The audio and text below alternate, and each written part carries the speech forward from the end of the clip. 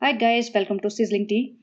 तो आज मैंने मेरी फीड पे एक शोएब का व्लॉग आया और मैंने देख लिया ऐसे ही। और मुझे एक बहुत इंटरेस्टिंग चीज़ पता चली। ये लोग जो रिज़ा रेहान की कहानियाँ बताते हैं ना, तीनों जनों की स्टोरी स्टोरी में फ्लॉज़ हैं। तीनों जने दीपिका, शोएब एंड सबा ने जो स्टोरी बताई है, तीनों की डिफरेंट स्टोरी है। ऑब्वियसली ये बच्चे इनके साथ रहते हैं तो हमें भी पता है, और खाला के बच्चे हैं ये हमें पता है, खालू सऊदी रहते हैं ये भी हमें पता है। ये सब तो हमें पता है, लेकिन ये आए कब और कहाँ से, मतलब आए कब से, ये स्टोरी में तीनों ने अलग-अलग बातें बताई हैं। तो क्या इब्राहिम फैमिली इतना झूठ बोलती है? इब्राहिम फैमिली सबको इतना पागल समझ के रखती है कि ये उनसे उनको व्यूज़ चाहिए, लेकिन असली बात पे कोई भी ये बात सही से नहीं बताते। तो मैं आपको ज़्यादा टाइम वेस्ट करे बिना क्लिप्स भी लगाऊँगी ताकि आपको सबूत मिले। तो ऐसा नहीं कि मैं कोई बनी-बनाई बातें कर रही हूँ। लाइक आई ऑलवेज़ से कि मैं विद प्रूफ बात करती हूँ और आपको क्लिप लगाने से भी मैं डरती नहीं हूँ। मैं उनका नाम लेके बोलती हूँ।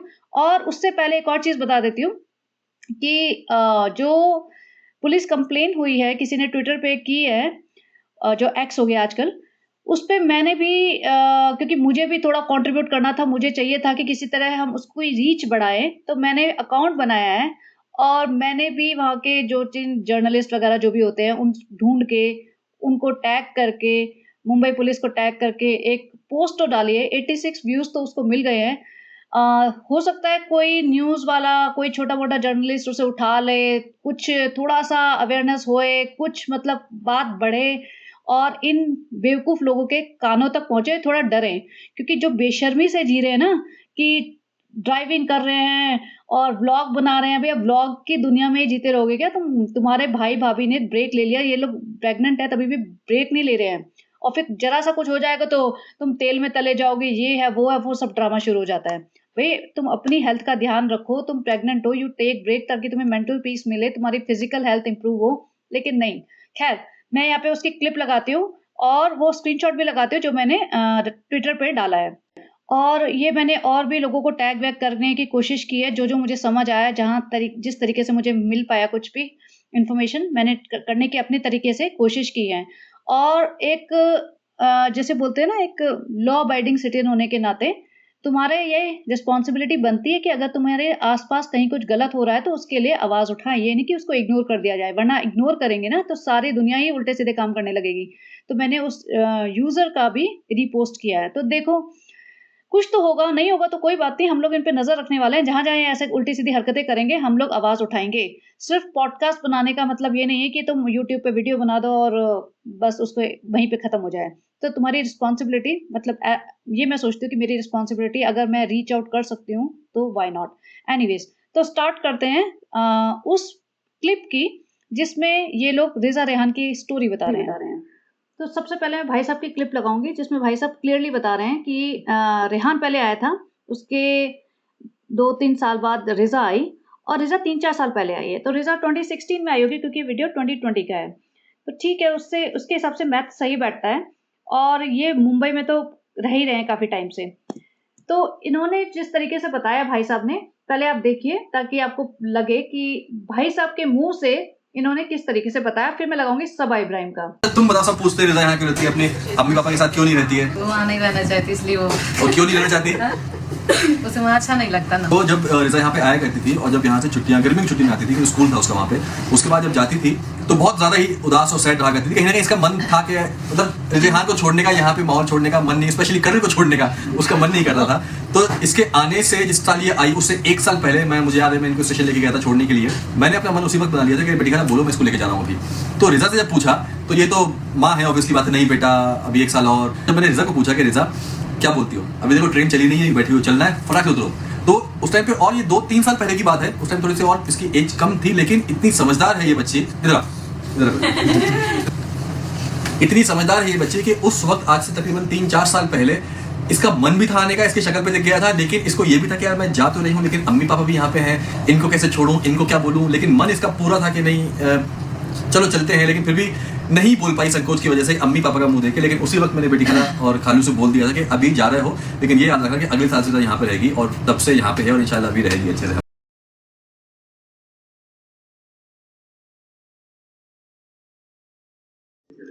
तो यहाँ पे इन्होंने बोला 3-4 साल से, विच मीन्स 2016 से है रिजा, और रेहान उससे 2-3 साल पहले आया होगा, तो वो होगा 2014 टाइप, इतने से तभी तक का होगा, या 2013, इससे ज़्यादा तो नहीं होगा।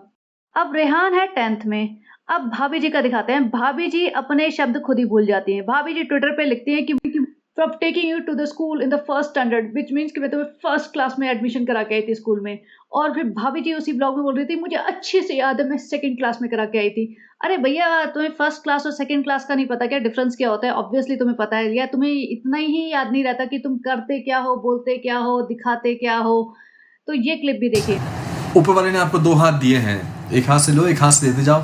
आप जब हम रेहान को, सबसे पहले रेहान आया था, उसके 2-3 साल के बाद रिजा आई थी। सेकंड क्लास में रेहान का एडमिशन करवाया एडमिशन हुआ था। मुझे याद है मीरा रोड के स्कूल में मैं लेके गई थी उसको, है जब ना? हाँ, तो आपने देखा, भाभी जी बोल रही है मैं सेकंड क्लास में लेके गई थी, और यहाँ पे लिखती है फर्स्ट क्लास में। तो भाई चक्कर क्या है, तुम्हारी याददाश्त कमजोर है क्या? अपने बच्चे के साथ आई होप तुम ये सब नहीं करो। तुम्हें याद रहे कि फर्स्ट ग्रेड में एडमिशन कराया तो बच्चा फर्स्ट ग्रेड के बाद सेकंड ग्रेड में जाएगा, ये नहीं कि कभी कुछ कभी कुछ। और सबसे वो सब तो छोड़िए, इन्होंने तो कम से कम 1 ग्रेड का ही डिफरेंस किया है। इन्होंने तो ये तो बोला है कि भैया इतनी एज में आया था रफली, और 2-3 साल बाद रिजा आई थी। सबा इब्राहिम तो इतने बड़े झूठ बोलती है, उसको तो लगता है भैया मैं तो कुछ भी ब्लंडर कर सकती हूँ। अब उसकी क्लिप लगाती हूँ। और जब उसने एक स्पेशल अपना व्लॉग बनाया था इस टॉपिक पे, और अब बने रहिए, मतलब जाना नहीं, ये पॉडकास्ट सिर्फ इसी चीज़ के लिए नहीं है, 1-2 पॉइंट्स और भी डिस्कस करने हैं। तो सबा का व्लॉग देखिए। आपको बताती हूँ कि ये दोनों मेरे कौन है। ये दोनों मेरे कजिन्स हैं, मेरे खाला के बच्चे हैं। खाला भी कहते हैं, मौसी भी कहते हैं, आंटी भी कहते हैं। तो ये उनके बच्चे हैं। और इनकी अम्मी जो है, इनकी अम्मी पापा जो है मौधा में रहते हैं, जहाँ से हम बिलोंग करते हैं। मेरी नानी और दादी वहाँ पे रहती हैं, तो इनकी अम्मी वहाँ पे रहती हैं, और ये लोग पढ़ाई के लिए यहाँ पे रहते हैं। सबसे पहले रेहान आया था, तो ये क्यों आया था वो भी मैं आपको बताती हूँ। इसके पापा सऊदी में जॉब करते थे, तो जो मेरी खाला है, जब हम लोग भोपाल में रहते थे तो खाला हम लोगों के पास ज़्यादा रहती थी, मतलब छुट्टियों में आ गई। तो ये एक बार 3-4 महीने के लिए आया, 3-4 साल का था, तो बहुत क्लोज था पापा से और हम सब से। तो हम जब इन्हें छोड़ने गए वापस हमारे जहाँ रहते हैं मौधा में, तो ये सुबह से रेडी होके बैठ गया कि मैं आप सबके साथ चलूँगा। और फिर ये इसको बहुत समझाया कि बेटा तुम नहीं रह पाओगे, क्योंकि 3-4 साल का बच्चा नहीं आता, लेकिन बच्चे को जहाँ मोहब्बत और प्यार मिलती है तो वो आ जाता है। तो ये आ गया हमारे पास। फिर ये 2-3 साल रहा। उसके 2 साल बाद फिर ये अकेली हो गई वहाँ पे, क्योंकि ये अकेली थी, इसके साथ कोई नहीं था। इसको भी यहाँ पे जाहिर सी बात है अच्छा लगा, तो और भाई को भी लगता था ना कि इसकी एजुकेशन अच्छे से हो जाए, तो फिर इसको भी यहाँ बुला लिया और ये भी आ गई। और कहते हैं ना कि बच्चों को जहाँ पे भी प्यार मिलता है बच्चे वहाँ पे रहते हैं, और इनके आने से हमारे घर में बहुत ज़्यादा रौनक आ गई। तो देखा आपने कितना सफेद झूठ बोल दिया कि रेहान 3-4 साल का था तब से आ गया, और 3-4 साल का बच्चा तो फर्स्ट या सेकंड ग्रेड में जा ही नहीं सकता। 3-4 साल का बच्चा तो स्कूल में भी एडमिशन नहीं होते आजकल। तो इतने बड़े बड़े झूठ बोलते रहते हैं। ये आपस में डिस्कस तो कर लेना चाहिए ना कि बोल क्या रहे हैं। ये आप कुछ लोगों के लिए बहुत सिंपल सी बात होगी कि चलो बहुत बड़ी बात नहीं है, माना कि बहुत बड़ी बात नहीं है, लेकिन फिर भी तुम अपनी ऑडियंस को, जो कॉमन ऑडियंस है तुम तीनों की, दीपिका जी की, शोएब की और सबा इब्राहिम की, तो वो लोग देखते होंगे, दिमाग पे जोर नहीं डालते होंगे कि चलो देख लिया ठीक है, लेकिन इससे ट्रस्ट लूज कर देते हो ना तुम। तुम्हारा भाई कुछ बोल रहा है, भाभी जी कुछ बोल रही हैं और तुम कुछ बोल रहे हो। तो खैर एक और क्लिप लगाती हूँ छोटी सी, उसमें देखो भाई साहब साफ एडमिट करते हैं कि रिजा कितना काम करती है और सबा का सारा काम वही करती है। और इनका भी जब शुरुआत में ब्लॉग्स बनते थे कोविड के टाइम पे, तो रिजा ही सारे काम करती थी। ये देखिए। आपको तो पता ही है कि हमारे सारे ब्लॉग्स की, सबा की स्पेशली फोटोशूट ब्लॉग में सब कुछ रिजा ही करती है। सब लोग आपको अभी जब ब्लॉग डालेंगे तो सब आपको विश करेंगे, तो आप क्या कहना चाहोगी सबसे? तो देखा आपने किस तरह बच्चे को यूज किया गया, छोटी सी बच्ची से सारे ब्लॉग्स शूट करवाना, एडिटिंग वगैरह करवाना, और इसकी फोटोग्राफी करवाना, जितनी भी इंस्टा की पोस्ट डलती थी सबा की, वो सारी फोटो खिंचवाना और सारे काम करवाना, जो तो हम देख ही रहे हैं। लेकिन ये छोटी बच्ची थी उस टाइम, तो सोचो उस टाइम भी करती थी। और पढ़ाई कब करती थी बेचारी, पढ़ाई तो का तो कोई बात ही नहीं है। अब एक और क्लिप लगाती हूँ, वो देखना। इसमें जनाब डिस्कस कर रहे हैं दीपिका के साथ, या उसी दिन की क्लिप है रिजा के बर्थडे की, शोएब इब्राहिम ऑफिशियल चैनल पे मिल जाएगी आपको। उसमें जनाब डिस्कस कर रहे हैं कि ये बच्चे जो लाए थे ना, वो किस रीजन से लाए थे, क्या मकसद था इनका। तो अब उनकी जवानी सुनिए, फिर हम उससे बात करेंगे। हम लोग का मेन मकसद यही था इन लोग को यहाँ पे लाने का। ऑब्वियसली बात है, अपने माँ बाप से दूर रहना, और खासकर माँ बाप को। जब रिजा रेहान तो छोटे छोटे थे, हाँ। तो रेहान स्पेशली बहुत छोटा था, इसलिए समझ में नहीं आया। बट रिजा भी यहाँ पे आई, क्या होता है कि वहाँ भी थे, एजुकेशन भी उनको हो रही थी, मिल रही थी। बट हम ये सोचते हैं कि जब ऊपर वाला हमें इतना नवाज रहा है, अल्लाह के करम से हर चीज़ हमारे पास है, जो हम चीज़ चाहते हैं तो खुदा के करम से वो है, तो हम इन दो बच्चों का फ्यूचर क्यों नहीं हम इनको सुधार सकते हैं। आई मीन सी एजुकेशन इन्हें वहाँ भी मिल रही थी, लेकिन जब हमारे पास एक ऑप्शन है मुंबई का बेटर एजुकेशन का, लाइक अगर आपके पास कोई ऑप्शन हो, कोई आपसे बोले कि आप एक गांव में अपने बच्चे को पढ़ाओ और एक अच्छे बड़े शहर में अपने बच्चे को पढ़ाओ, तो आई एम श्योर आप भी एक बड़ा शहर ही चुनेंगे। हमने बस वही डिसाइड किया कि नहीं यार ठीक है, कुछ वक्त का तकलीफ होती है, दर्द होता है। लाइक बेटी खाला और उसके पापा इनिशियल डेज में थोड़ा सा वो थे कि हमारे बच्चे उदास थे, दोनों हमारे बच्चे यहाँ आ गए हैं, लेकिन आई एम श्योर यहाँ पे वो अच्छी एजुकेशन पा पाएंगे, अच्छी तहजीब पा पाएंगे, और एक परवरिश अच्छी होगी, दुनिया को समझेंगे, दुनिया को जानेंगे। हाँ, मेन चीज वो, एंड आगे चल के जब वो इंडिपेंडेंट होंगे और अपने पेरेंट्स का अच्छी तरह से एकदम ख्याल रख पाएंगे, तो हमें बहुत प्राउडफुल होगा सीरियसली। तो अब बात करते हैं, जनाब ने 4 वर्ड बोले थे, एजुकेशन, तहजीब, परवरिश और अपने पेरेंट्स का ख्याल रखेंगे। तो न इन्हें एजुकेशन मिल रही है, नहीं मिल रही है। तहजीब क्या मिल रही है, अपने माँ बाप की रिस्पेक्ट तक नहीं करते ये लोग, माँ बाप को छोड़ने तक नहीं जाते। रेहान, उसकी मम्मी जा रही थी अभी थोड़े दिन पहले, रेहान ने नीचे उतर के बाय बाय कर दिया, वो भी ब्लॉग का पार्ट बनना था, अदरवाइज तो वो घर से ही बाय बाय कर देता। वो रेलवे स्टेशन क्यों नहीं गया अपनी माँ को छोड़ने? क्या उन्हें अपनी माँ की मतलब कोई सेफ्टी की, और या एक होता है ना कि तहजीब होती है एक बेसिक, उसकी कोई वो नहीं है। जब ये सबा इब्राहिम के साथ पूरे पूरे दिन घूमते फिरते रहता है, इधर से उधर मॉल जा रहे हैं, सारे सारे दिन भटक रहे हैं, वो चलता है, लेकिन अपनी माँ को छोड़ने ये रेलवे स्टेशन नहीं जा सकता। परवरिश तो हमें दिख ही रही है, रिजा सुबह उठ के या आधी रात को दोनों अपने भाई बहन के लिए, अपने लिए और अपने भाई के लिए नाश्ता बनाती है, लंच बनाती है, ये इनको परवरिश हो रही है। रात के 2-2 बजे तक ये ब्लॉग का पार्ट बने होते हैं, सारे घर का काम करते हैं, इनको खाना पीना तो पता नहीं क्या ही मिल रहा है, ठीक है। और ख्याल क्या मतलब अपने पेरेंट्स का, इन्होंने कहा कि अपने पेरेंट्स का ख्याल रखेंगे जब बड़े हो जाएंगे। तो भाई अभी से ही नहीं रख रहे, ये बड़े हो जाएंगे तब ख्याल रखेंगे। रिजा कितनी बदतमीजी से अपनी माँ से बात करती है, क्या वो इतनी बदतमीजी से सबा इब्राहिम से बात कर सकती है?